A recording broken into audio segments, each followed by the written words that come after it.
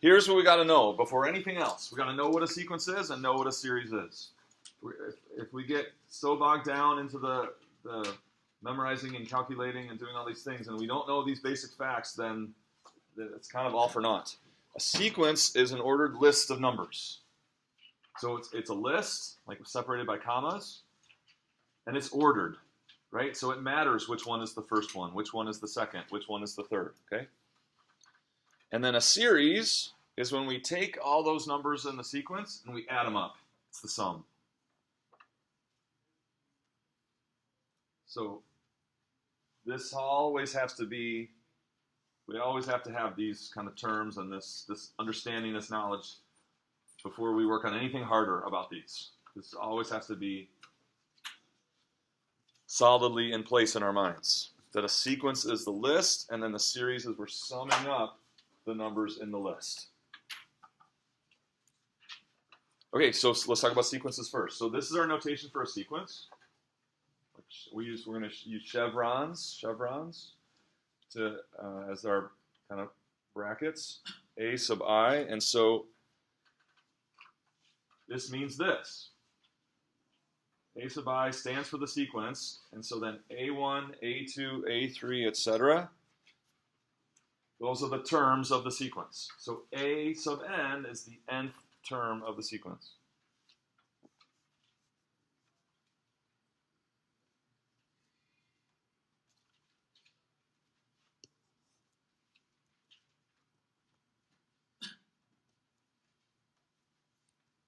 Okay, so an example. A sub I. 1, 3, 5. What comes next? 7. And so the dot, dot, dot, this means just continue on. So this is an example of an infinite sequence because it has no last term. It just keeps going. Going and going and going. If there's a last term, then it's a finite sequence. But if there's just dot, dot, dot, and then you don't see anything else, that implies infinite sequence. Just let the pattern keep going. Okay, so everyone think to yourself, what is A3? So what does A3 mean? That means the third term in the sequence. What is A3? 5. It's 5, right? Not 3, it's 5, okay? What's A5?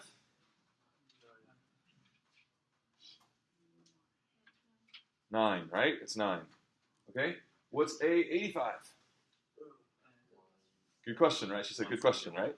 So we don't want to write this out. We don't want to write out 85 terms. What could we do to figure out what A85 is? Rather than writing out the whole thing. Yeah?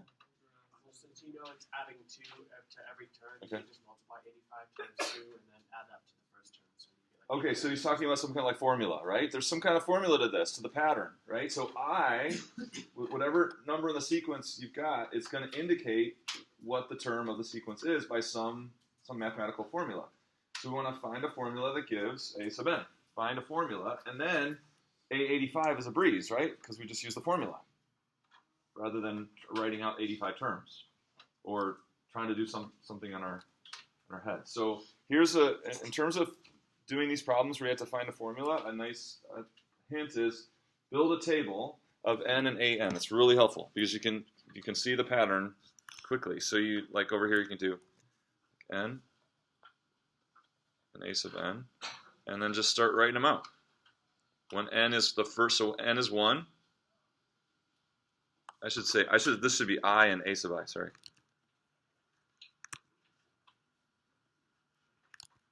Sorry about that. So I and a sub I.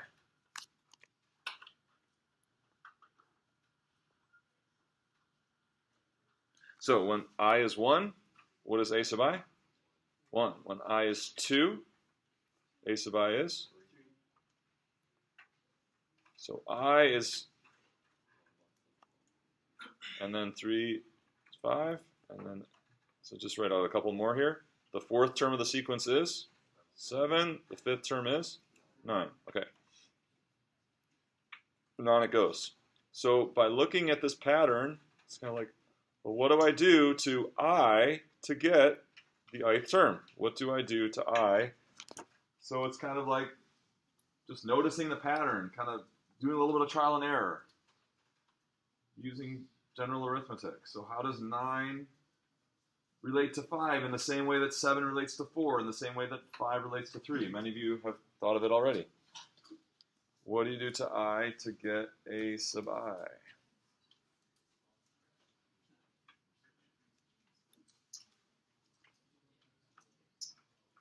I take 5 and do what? Double it and subtract 1. I'm guessing most of you were thinking that. Subtract 1. So that's what it is. So we can write this like this. So rather than writing out 1, 3, 5, now we can write out the formula and say I starts at 1 here over on the right. It's kind of like our antiderivative. Remember our notation for that? I starts at 1, goes to infinity. Meaning just let I keep going and going and going.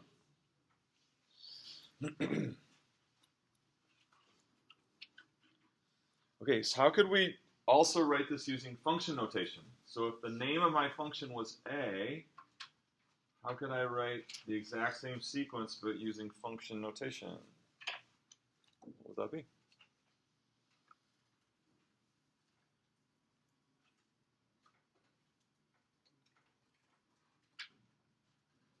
Scott? It would just be A of I, if you use the same rules, A of I equals 2I minus 1. Right, so it'd be A of I equals 2I minus 1. But then then we need to put a condition on that though also. What's not quite complete about that? What's that? Go ahead. Okay, so I is greater than 1. Does that take greater than or equal to 1? Does that take care of it? Yeah. Yeah, so we got only going to pick the whole numbers, right? We're only going to pick the whole numbers. So yeah, so we're going to do A sub I equals 2I minus 1. We only want, we could say the counting numbers, right? We just want I to be 1, 2, 3, on up. Because without that, it's kind of implied that I is a real number, right? It could be a fraction, something between our whole numbers, and we don't want that. With a sequence, if it's an ordered list, I represents what number in the order it is.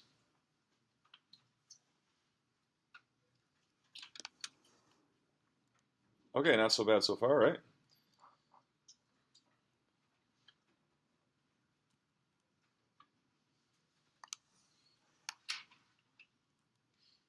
Okay, and I already mentioned this, but here we'll say it formally. An infinite sequence has no last term, and a finite sequence has a last term. So the one we've been dealing with so far, we've just been looking at an infinite sequence, assuming that just goes on and on.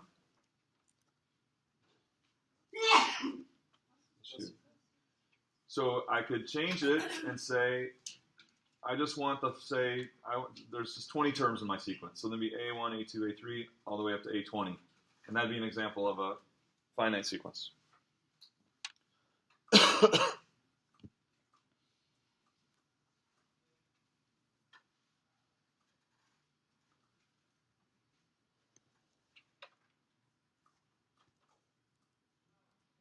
Okay, so I've got some practice for you.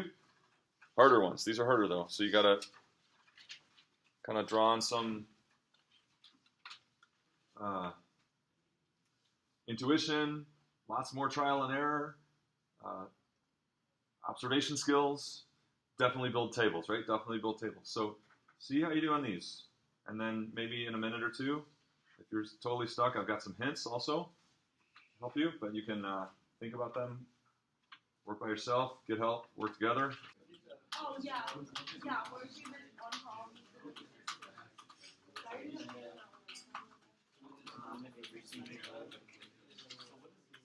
Okay, so my hint for the first one is forget about the negatives until the end. Just forget the negatives and we'll deal with it at the end. And then just you're solving for the numerator and the denominator separately. So it's like two formulas, right? It's kind of like two formulas. And then my second hint was if you focus on C3, C5, and C7, that should be able to, those are like, the other ones are kind of like, they reduce, right? Like, so they simplify. So these fractions don't simplify, and through those, C3, C5, and C7, you can build the rule and then check the other ones. Check the other ones. So let's just, how many think they have B, series B? And how many think they have C? All right, so let's just talk about B, and I'll give you another minute or two for C. So if we make our table.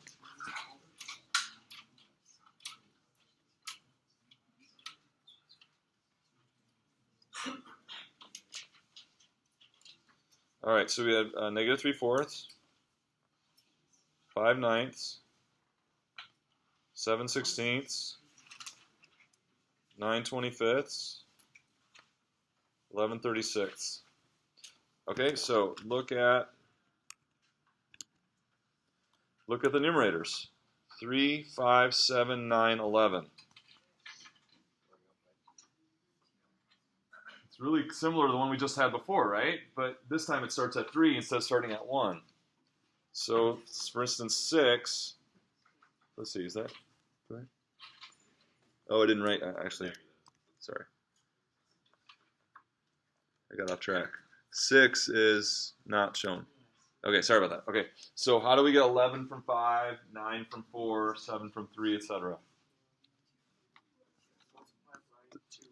Now this time you're going to add 1, right? Multiply by 2 and add 1, so we can start with that. So 2I plus 1 for the numerator.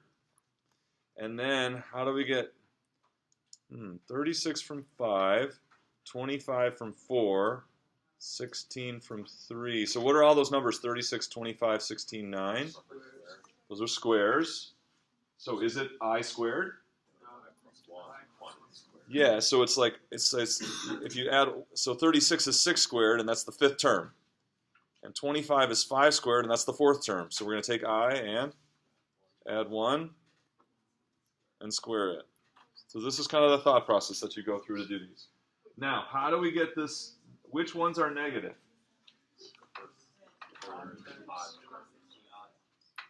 All the odd ones are negative. So what can we include with this formula that's going to make the odd ones negative? Yeah, Noah. Okay. So he's offering up that we're going to take negative 1 to the ith, because whenever I is odd, then you're going to have an odd number of negative 1s multiplied together, and it's going to be negative. Whenever I is even, what will this be? It's positive 1. Is there another way to do this to get negative, positive, negative, positive? What kind of function oscillates like that? Negative, positive. Yeah, we can use some kind of trig function, right? We can use some kind of trig function. So if we think about when we have 1, we want negative 1. And when we have 2, we want positive 1. And when we have 3, what function is that? Yeah, cosine. So cosine 1 pi gives negative 1. Cosine of 2 pi gives positive 1. Cosine of 3 pi over here gives negative 1 again. So as an alternate, we could do cosine of I pi. But this is what you'll see more often, though. That's kind of a simpler way to do it. But just know that sometimes there's more than one way to write a sequence, like for alternating. So this is called an alternating sequence because the signs alternate, positive, negative, positive, negative. So you can achieve that with a trig function or this negative 1 to the I. And what if we wanted the even ones to be negative and the odd ones to be positive? How could we use this if we wanted the even ones to be our negatives? Yeah, you do I plus 1 or I minus 1, right? So if you just added or subtracted 1 to I, then that would shift them all, right? It would just shift them all, make all the negatives on the even terms. Okay, so now that I've given you this hint, let's take another minute and see. So just focus on C3, C5, and C7, and those will be helpful for getting the pattern. These other ones follow that pattern, but then have been simplified, and that's why it's harder to see. So just focus on C3, C5, and C7. See if you can make some progress.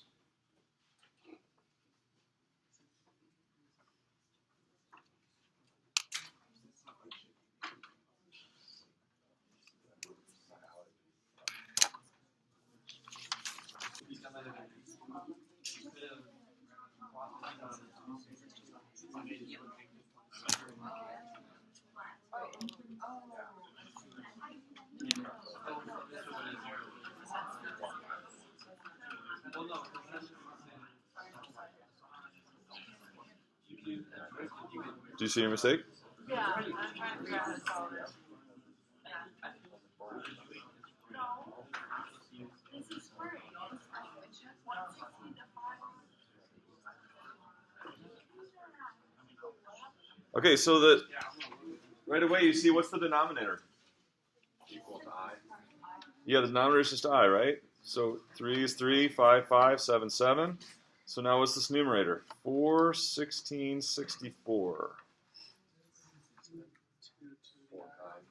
So you might first think it's perfect squares, right? They all are perfect squares. But more specifically than that, not multiples of 2. They're all powers of 2. So what power of 2 is 4? And what power of 2 is 16? And what power of 2 is 64? So some of you had 2 to the I. It should be 2 to the I minus 1, right? So it's the third term has 2 squared. The fifth term has 2 to the fourth. The seventh term has 2 to the sixth. So 2 to the I minus 1 over I.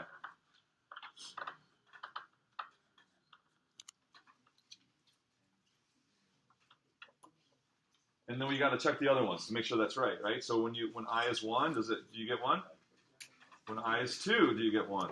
Yeah. 2 to the 1 over 2 is also 1.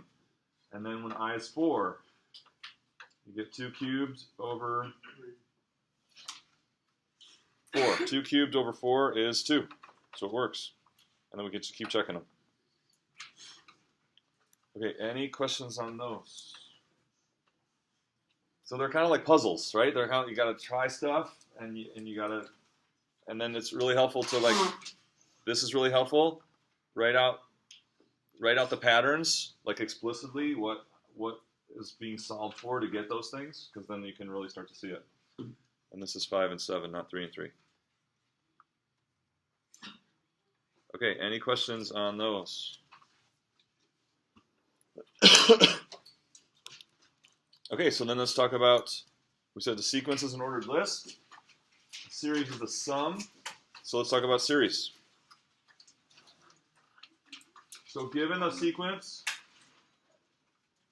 the same one we've been talking about, the first one, the series then is the sum. And we're familiar with summation notation. So starting from 1 all the way to infinity, we're going to add up all the terms. That's exactly what that says. So we could also write that this way.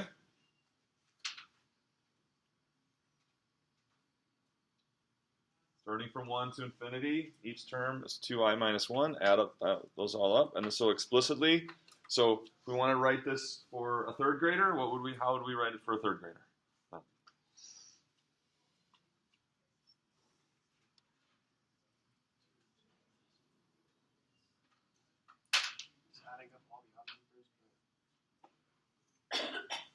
Yeah, so what would it be? How about in the very corner? Tell me your name. Yeah. Caitlin, what would it be if I want to write out what that equals for a third grader? What would it be?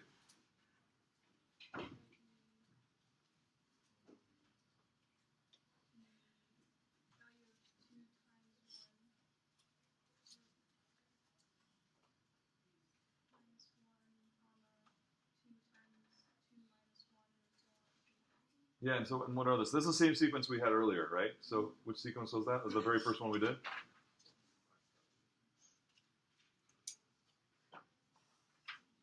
Seth, what would it be? So tell me, yeah.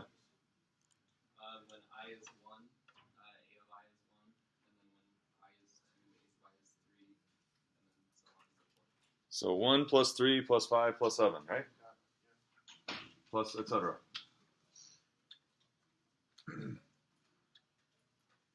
So that's the series, right? So the sequence before was the list. 1, comma, 3, comma, 5, comma, 7. That's the sequence.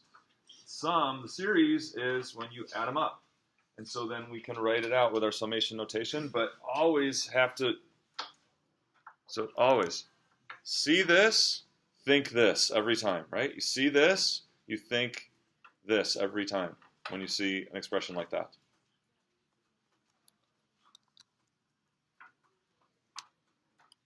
Okay, so I was going to have you do this, but for time's sake, I'll let you do that on your own. So we did B, you did BI and CI, and it's easy. You just take those sequences that I gave you, write them in the summation form, and then write it out like this. You can do that on your own time. That's just practice of just getting into the mental paradigm of what a series is. It's taking the list, adding up all the numbers, and then expressing it with this kind of notation. Okay, so then what's a partial sum? A partial sum is the sum of the first so many terms, say n terms of the sequence. Not A of, just of the sequence.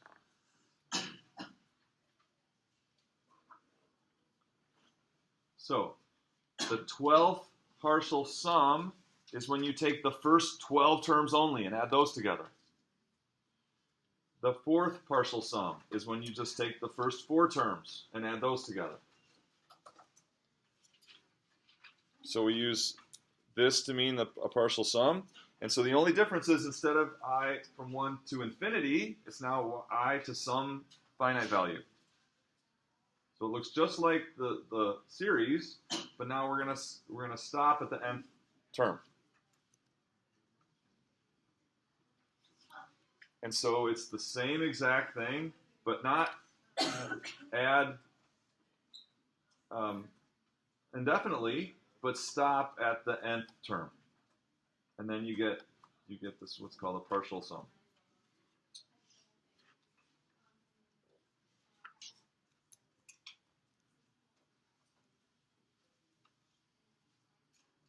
So then what we can do is we can take all the partial sums, the first, the second, the third, the fourth, and we can make a new sequence. So this is called the sequence of partial sums. So what? We take the first partial sum, that's the first term of the sequence. Then we take the second partial sum, and that's the second term of the sequence, etc. So like this, right? So now we got our chevrons, right? Meaning sequence.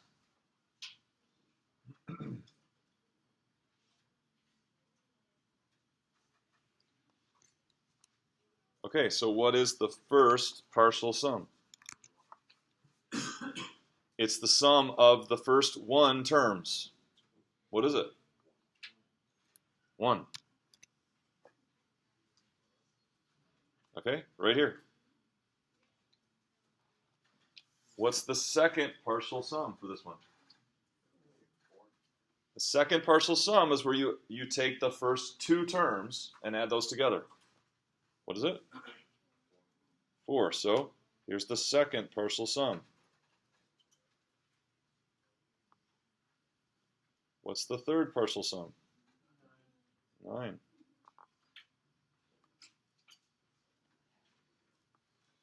Fourth partial sum.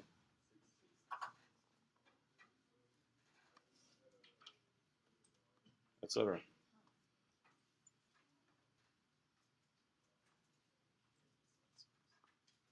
And then you might notice that we could write that sequence as a formula. What is that sequence as a formula? So when I squared, you see that it's I squared?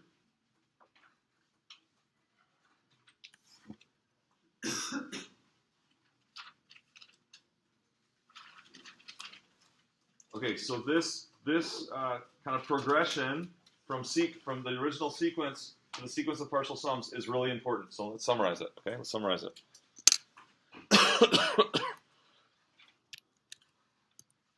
First you have the sequence, then you have the series, then you have the sequence of partial sums.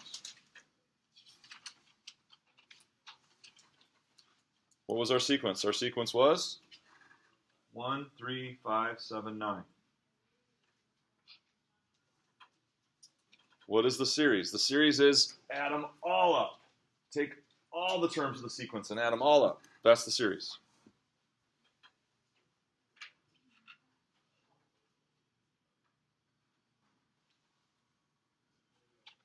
And then from that series, we build another sequence, and that's the sequence of partial sums.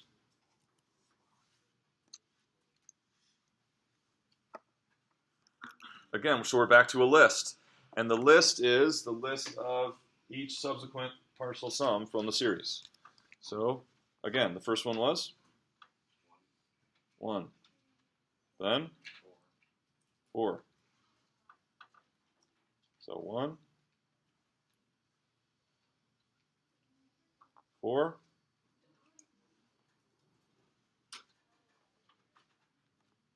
9,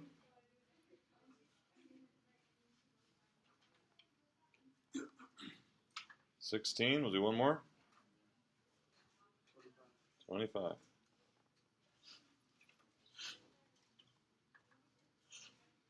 And on and on and on. So one last thing here. Really important question. What's the relationship between a series and its sequence of partial sums? So what is a series? It's what you would get if you added all the numbers together. What's the sequence of partial sums? It's this list where each one of the lists is adding, you're adding one more term of the sum than what you had before. So what's the relationship between the series and that sequence? Micah? Is it the rate of change of the sequence of partial sums? The rate of change. Not quite. No. So basically, where is the sequence of partial sums going? If you look at the progression, where is it going towards? Well, this one is. So it's not that it's infinity, but yeah. This one is going to infinity. That's true. But related to the series, where is it going?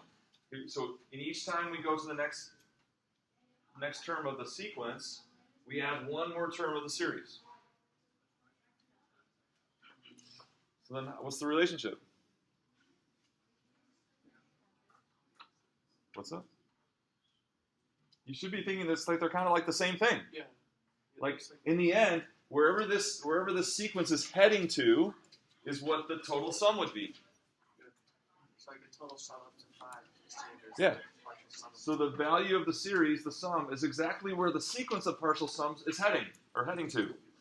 So how do we say that mathematically? We say that the series, all infinitely many terms added up together, is the limit as I goes to infinity of the sequence of partial sums. Where is it heading? What would we predict if we kept taking this sequence forever? What would we predict for the terms?